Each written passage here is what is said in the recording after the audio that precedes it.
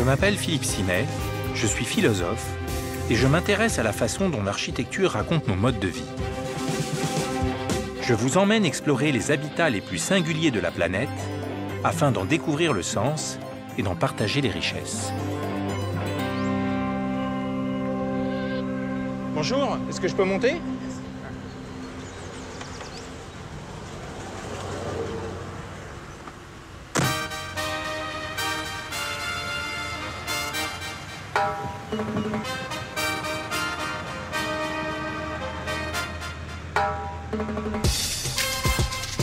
La Havane est la capitale de Cuba, la plus grande île des Caraïbes.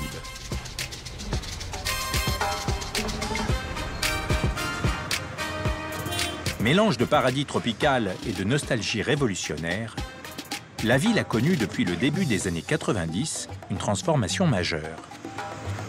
Voilà.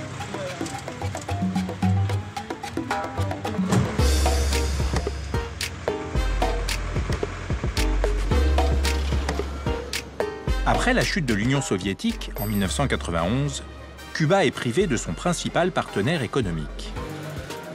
Des milliards de dollars d'aide disparaissent. Les produits de base sont rationnés et une pénurie de pétrole empêche les paysans de livrer leur production aux villes. Les Cubains nomment cette grave crise alimentaire la période spéciale. Pour survivre, les habitants de la Havane se lancent dans la culture des fruits et légumes, sans machines, engrais ni pesticides pétrochimiques. Partout dans la ville, les Havanais tirent parti des surfaces disponibles pour y créer des jardins potagers, les organoponicos.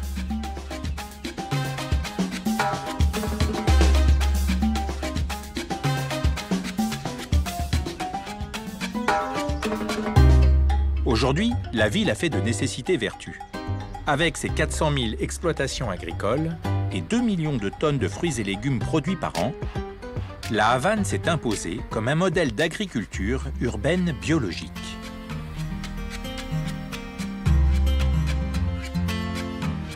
Je veux comprendre comment les activités de maraîchage ont transformé le quotidien des habitants et renouvellent leur façon de vivre la ville.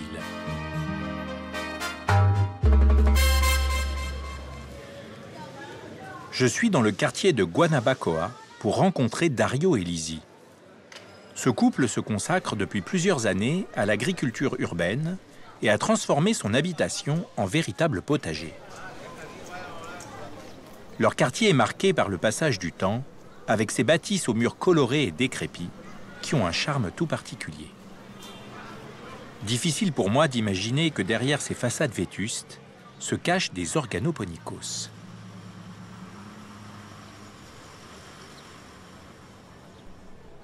Dario ? Oui. Ah. Oh, Philippe. Comment tu vas? Ça va. Et vous, ça va? Très bien, très bien. Merci de m'accueillir chez vous. Ben, voici notre petite maison, à ma femme et moi. C'est une maison typiquement cubaine. En bas, il y a 4 autres familles. Je vais te montrer le reste de la maison.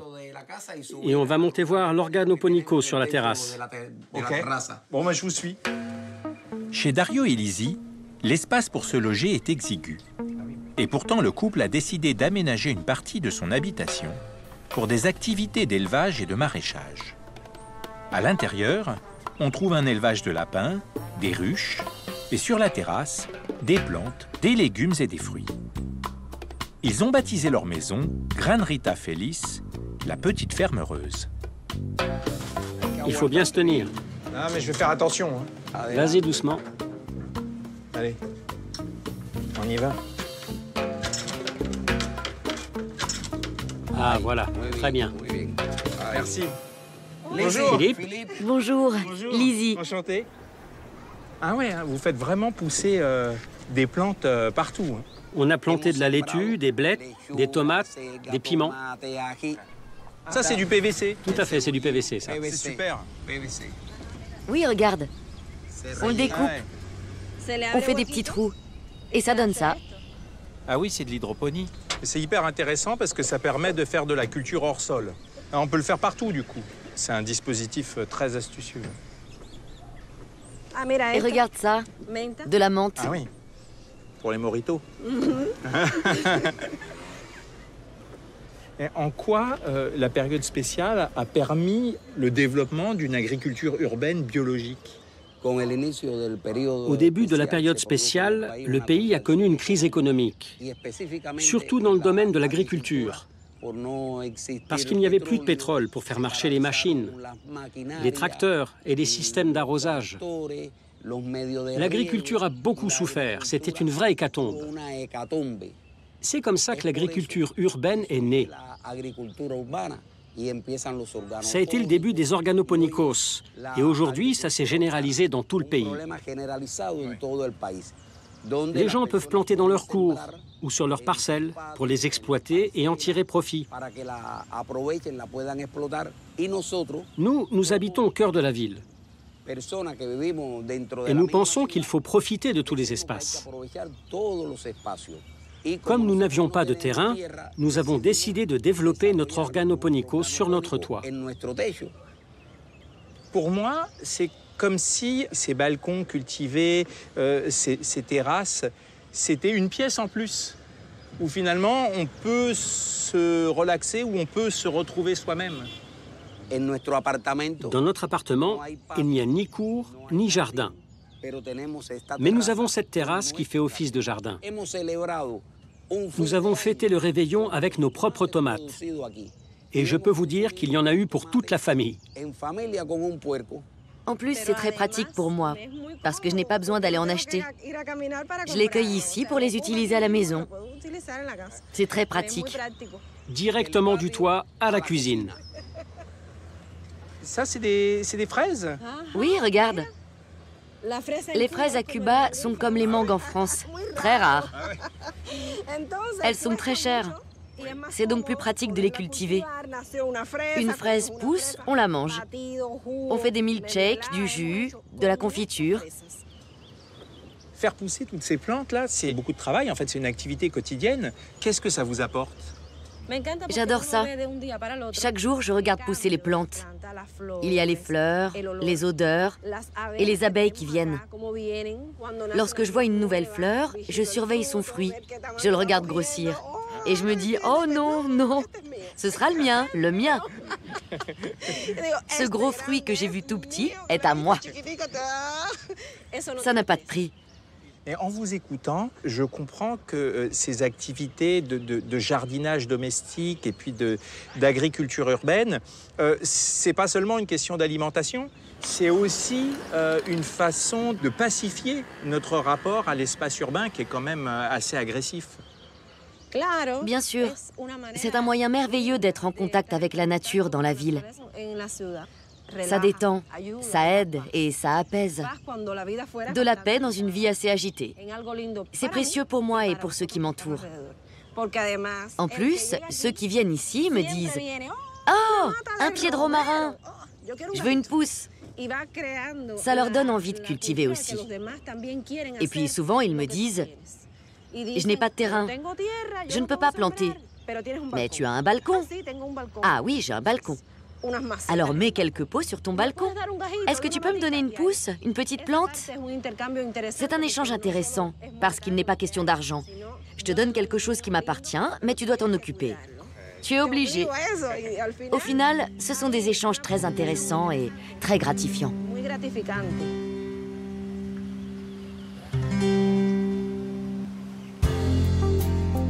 Les organoponikos sont présents dans toute la Havane sous des formes bien différentes. Des terrasses privées comme celle de Dario et Lizzie, des parcelles individuelles, mais aussi de grands jardins créés sous l'impulsion du gouvernement cubain. L'organoponico est un nom générique, typiquement cubain, qui renvoie à un dispositif composé de murets remplis de matière organique.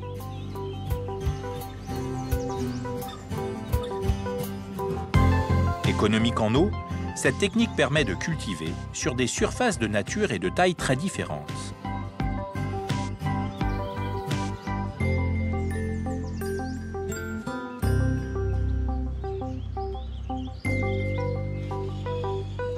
Jorge Padron est responsable de l'organoponico Miramar, l'un des tout premiers créés à la Havane. C'est très étonnant hein, de trouver comme ça en cœur de ville, au milieu des immeubles et des voitures, des surfaces cultivables. Comment on est passé des petits jardins privés à des grandes exploitations comme celle-ci? Ça a commencé en 1992, lorsque le général Raúl Castro a décidé d'instaurer ces systèmes de production dans la ville. Cuba traversait un moment très difficile, la période spéciale que tout le monde connaît. Nous sommes repartis de zéro et nous avons créé un système de production afin de fournir des fruits et légumes frais sans produits chimiques. En plus, il n'y avait pas besoin de les transporter sur des grandes distances. Pour que l'agriculture urbaine puisse se développer, ça implique que tous les habitants se mettent à cultiver, ceux qui avaient d'abord d'autres métiers et puis qui ont dû apprendre des nouvelles techniques de maraîchage, d'horticulture. En fait, tout ça n'a pas été vraiment improvisé, car cette forme d'agriculture est basée sur la science et la technique. Les instituts de recherche ont mis au point des techniques de production d'agriculture urbaine. Dans chaque endroit, des professionnels montraient aux ouvriers comment préparer la terre, comment semer, comment s'occuper des plantes, le bon moment pour arroser. Partout, des gens ont été formés. Ça n'a pas été une innovation que pour Cuba. Nous avons beaucoup de visiteurs d'autres pays dans le monde. Des personnes qui s'intéressent à cette forme de culture. Car ce n'est pas courant de voir un organoponico au cœur d'une ville.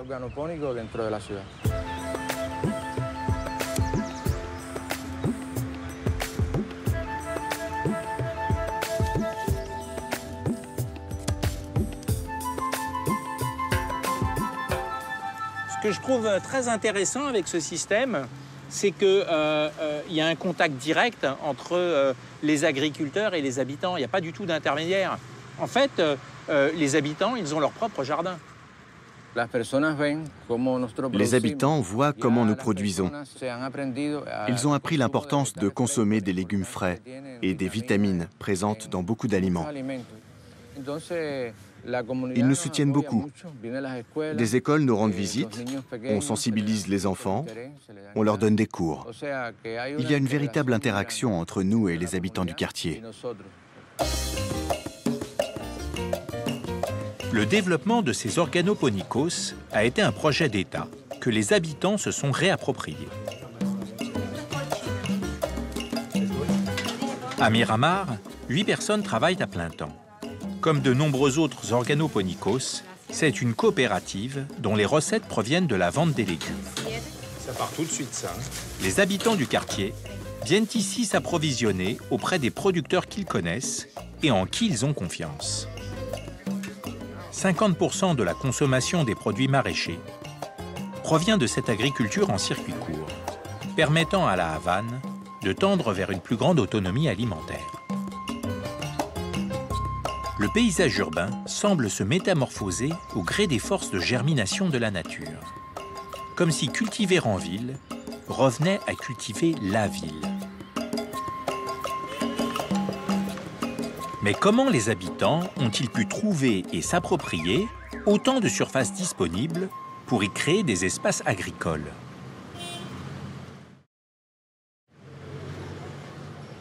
Dans le quartier historique, marqué par l'architecture coloniale espagnole, je rencontre Eileen Robeinas Barcia, l'architecte en charge du patrimoine de la ville. Eileen, bonjour. Bonjour, enchantée, comment allez-vous? Ça va très bien, merci. C'est bien de s'être donné rendez-vous dans un parc, parce que j'ai l'impression, là, dans le centre historique, il y a un petit peu moins d'espace vert. Ici, on a profité de l'effondrement d'un immeuble. C'était un palais. Qui s'est écroulé. À chaque fois qu'un palais s'effondre, on en profite pour faire un parc. Je t'ai apporté un plan pour te montrer un peu la ville. Ah, bah super. On s'assoit là? Regarde. Donc nous, on est où, là? Nous nous trouvons ici. Ce petit espace que tu vois est le centre historique de la Havane. La cité coloniale se trouvait à l'intérieur des murailles, très à l'étroit, avec peu d'espace vert. Tous les jardins privatifs et puis les organoponicos, ils se sont développés dans cette zone-là? Non, il y a des organoponicos partout dans la ville. Si on regarde un plan ancien, on voit qu'à l'époque coloniale, il y avait partout des maisons et des potagers, des maisons et des potagers. C'est comme si on réutilisait des idées anciennes. Il faut avoir un lieu près de chez soi pour cultiver des carottes, de la laitue, des tomates. Ce que je trouve fascinant à La Havane, c'est la disponibilité foncière. En fait, on trouve des terrains où on peut commencer à cultiver, où on peut commencer à faire pousser des choses. Ça me paraît très important parce que dans beaucoup de villes européennes où on veut développer l'agriculture urbaine, il n'y a pas l'espace. Oui, de ce point de vue, à La Havane, nous avons beaucoup de chance. À peu de choses près, cela fait très longtemps qu'il y a le même nombre d'habitants pour la même superficie. C'est dû au fait qu'après le triomphe de la Révolution, le gouvernement a fait beaucoup d'efforts pour développer d'autres régions du pays. Et La Havane ne s'est pas beaucoup agrandie. Ça a donc permis de protéger les terres et de disposer d'un bon nombre d'espaces verts. En revanche, nous avons énormément de constructions très anciennes et délabrées. Du coup, lorsque l'une d'entre elles s'effondre, nous en profitons pour créer de nouveaux jardins et de nouveaux parcs. Depuis la période spéciale, le gouvernement cubain a toujours favorisé le développement de l'agriculture urbaine. Oui. Mais aujourd'hui, la situation économique du pays, elle a changé. Alors, comment vous voyez l'avenir de ces pratiques agricoles en ville? Je pense que ça va continuer à se développer. Même si c'était une nécessité à l'origine, nous avons appris avec le temps. Et le gouvernement s'est rendu compte que nous étions devenus un modèle de référence. Par exemple, il y a beaucoup d'organisations du pays qui cherchent à développer encore plus ce système. On réfléchit à des idées pour le futur. Comment créer des rues-parcs, des places vertes, et aussi des jardins et des potagers au cœur des quartiers, là où des immeubles se sont effondrés. C'est pourquoi je pense que les potagers ne vont pas disparaître, mais plutôt se développer. Le concept de l'agriculture urbaine va se renforcer. C'est une bonne chose. Depuis leur premier développement, dans les années 90, les organoponicos ont changé de statut et vont bien au-delà de leur seule fonction nourricière. Ils répondent aux besoins de nature et de bien-être qu'expriment aujourd'hui les habitants. Les potagers sont des espaces de respiration qui rendent cette ville plus habitable.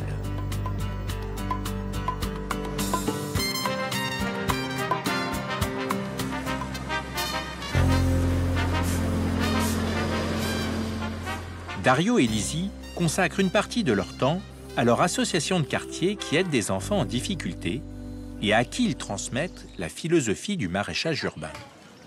Attends, regarde. Prends celle-ci qui est toute rouge. Fais voir. Va pas si profond. Pour Dario et Lizzie, l'agriculture urbaine a une dimension sociale et pédagogique. Le jardin potager constitue un lieu de convivialité idéal pour retrouver un contact direct avec la terre et s'épanouir comme individu dans le respect et la connaissance de la nature. Là, Philippe, tu es en train de planter des piments. Le roi du jardin, le roi du potager. Gracias. Ah, il est beau celui-là. Bravo, très bien planté, Philippe. Ah, c'est bien, hein? Regarde les racines de cette pousse. Pour vous, ce qui est important, c'est que chacun apprenne à cultiver pour soi et chez soi. On essaye de leur enseigner l'agriculture. Comme ça, toutes ces personnes pourront planter chez elles des plantes ornementales dans des pots ou dans des boîtes de conserve. Et ensuite, ils pourront les vendre. Ils pourront avoir un parterre de laitue, de blettes, de tomates, de piments. L'objectif final, c'est de leur donner une certaine indépendance. Tous les mois, dans l'église du quartier, est organisée une distribution de paniers bio offerts par des agriculteurs de La Havane. Une aubergine, vous savez comment la préparer? Vous pouvez la préparer avec du fromage, c'est une merveille. Ah oui. Mais il faut avoir le fromage aussi. Et voilà des belles aubergines. Aubergines, oui. Elles sont belles. Et des oignons nouveaux. Tiens, ça c'est pour toi. Ouais, c'est lourd, hein. On est cubain.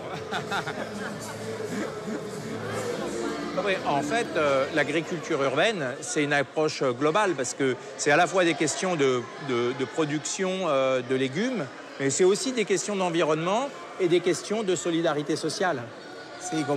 Oui, bien sûr. C'est un projet d'agriculture nouvelle qui associe la production agricole à un objectif humain.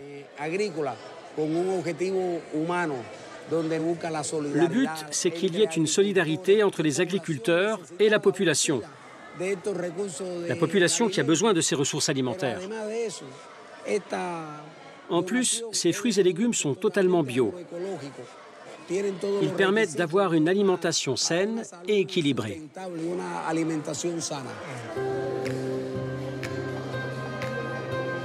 Qu'il s'agisse d'initiatives individuelles ou de grandes exploitations soutenues par l'État, le développement de l'agriculture urbaine, en 30 ans, a bouleversé les façons d'habiter la Havane.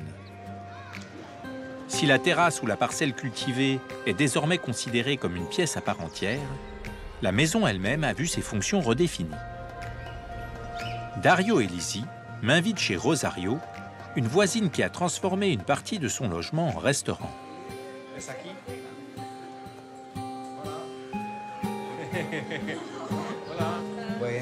Bonjour, comment ça va?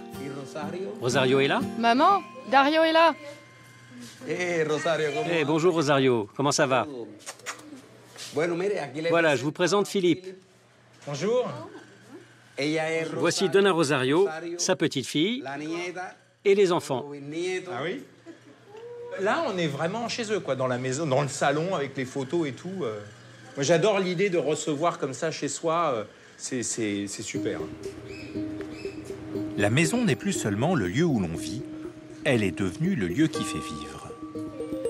L'essor du restaurant domestique, comme celui de l'agriculture urbaine, est aussi un véritable outil d'insertion professionnelle, notamment des femmes et des jeunes, longtemps tenus à l'écart de l'emploi. On est bien, hein?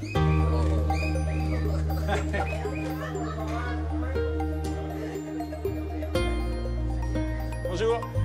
Là, on est chez les voisins, en fait. Ah, ça y est. C'est arrivé. Oh. OK. Eh bien, c'est du costaud. Et voilà. Merci. C'est copieux, hein? Et très bon en plus. Est-ce qu'il y a beaucoup d'endroits comme celui-ci à La Havane? Il faut savoir que les cafétérias représentent le modèle d'entreprise familiale le plus répandu à La Havane. Il y en a des milliers. Ce que j'aime bien dans ce système, c'est que, en fait, c'est une forme de solidarité urbaine. On ouvre sa maison à la rue, on ouvre sa maison aux gens, et c'est une manière de se rencontrer. Tu as entièrement raison. Au final, nous sommes tous des ponts qui créent des liens entre les lieux et les gens. Les gens offrent le fruit de leur travail très chaleureusement et tout le monde fait connaissance. Les cafétérias permettent aux personnes de s'identifier à leur quartier et à leur communauté. Quand on sert un plat de nourriture comme celui-ci, préparé avec amour et respect, les gens l'apprécient plus. Ouais.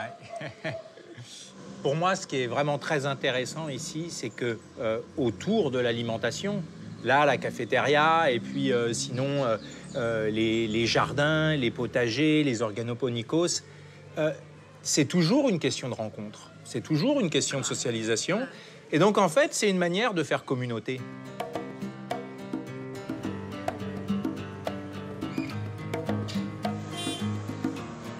Ce qui frappe à la Havane, c'est la façon dont l'agroécologie est devenue un projet de vie et de ville porté par tous les habitants.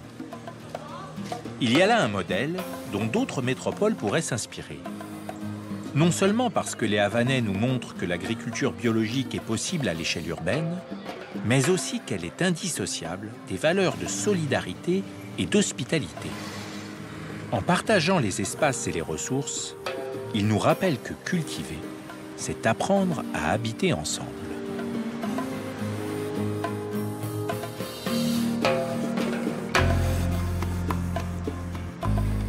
Il y a encore beaucoup de barbiers à la Havane. Oui. La plupart travaillent chez eux.